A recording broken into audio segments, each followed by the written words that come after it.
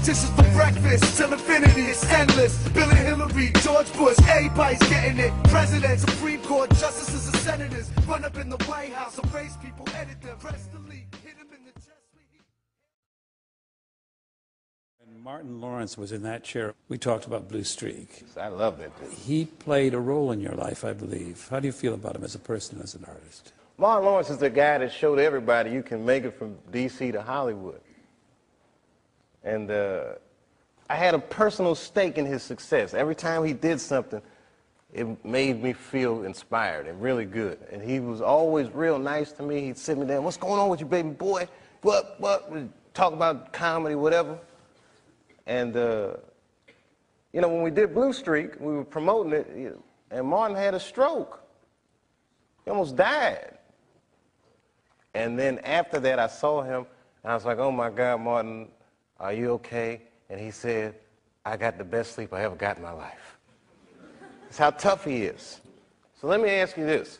What is happening in Hollywood that a guy that tough will be on the street waving a gun, screaming, they are trying to kill me? Yeah. What's going on? Why is Dave Chapelle going to Africa? Why does Mariah Carey make a $100 million deal and take her clothes off on TRL? A weak person cannot get to sit here and talk to you. Ain't no weak people talking to you. So what is happening in Hollywood? Nobody knows. The worst thing to call somebody is crazy, is dismissive. I don't understand this person, so they're crazy. That's bullshit. These people are not crazy. They're strong people. Maybe the environment is a little sick.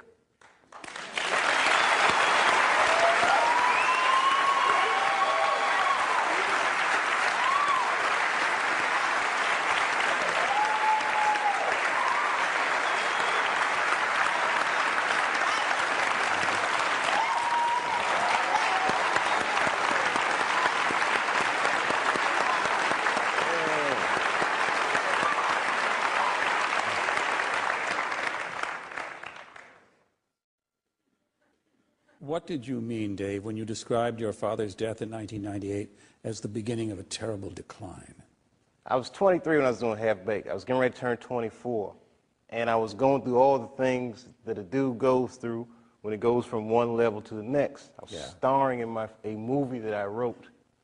So things start getting crazy around you. Yeah.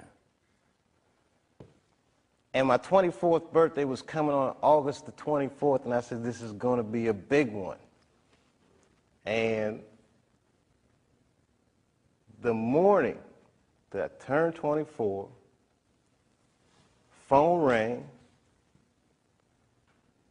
and my sister was like, Dad had a stroke. For the next year, I watched my father teeter on life and death. And it was just all this stuff, man. Like Dad was dying, the Half-Baked didn't come out the way I wanted it to come out. I was real upset about that.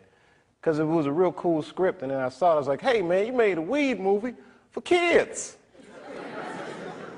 And it wasn't for kids, the script, you know. It was all these things, so much pressure. Africa. Then I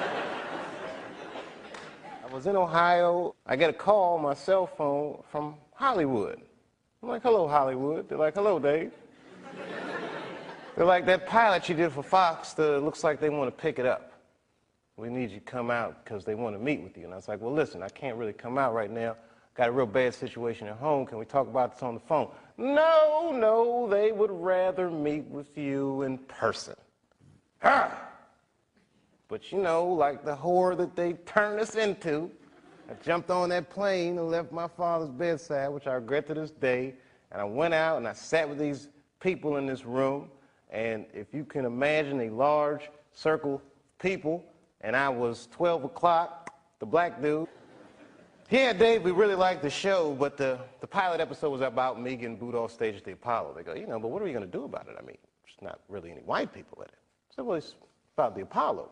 It's not really white. Well, you know, we were thinking about the girl on the show. We didn't think she was that funny, not that good looking. I think we should recast her, maybe. And they started using terms like universal appeal.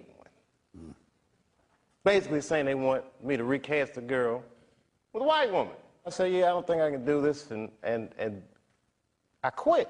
On the cover of Variety, Chapelle pulls the race card. The race card. And I get calls from Newsweek, 60 Minutes. Everybody, we want your story. Now I'm scared to death. I'm like Rosa Parks or something. I'm like, I'm not ready for this. I was just venting a little bit.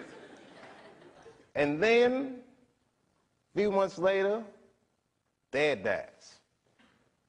And that's hard for a young dude in his life.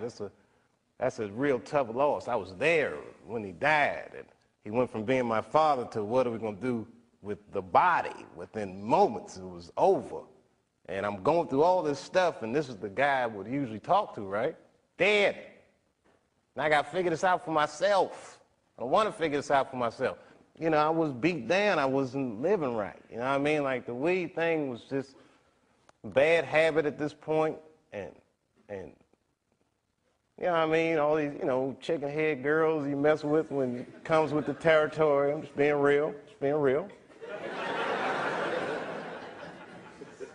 Just wasn't living right, man. I didn't feel good. And the stand-up stuff was just some angry stuff. It was just like I was kind of bottoming out. But when my dad died, because I've been commuting back and forth to Ohio so much, that's when I bought the farm, which I called the F you Hollywood farm. Did you stay in Yellow Springs for a while? I live there to this day. I live there to this day. I'm raising my kids there. Look, man, at that point in your life, it's something so real in contrast to what Hollywood is, a very powerful illusion. And when your dad died, it kind of just broke the spell, like, oh, this is bullshit. Look, I've been spending so much time doing this. What about my family? What about my friends? Wait, whatever happened to my friends? Damn, I don't even have any friends. Ugh. So I bounced, man. New Year's Eve, 1999, I moved into that farm, and that was it. As far as I was concerned, I was done with show business.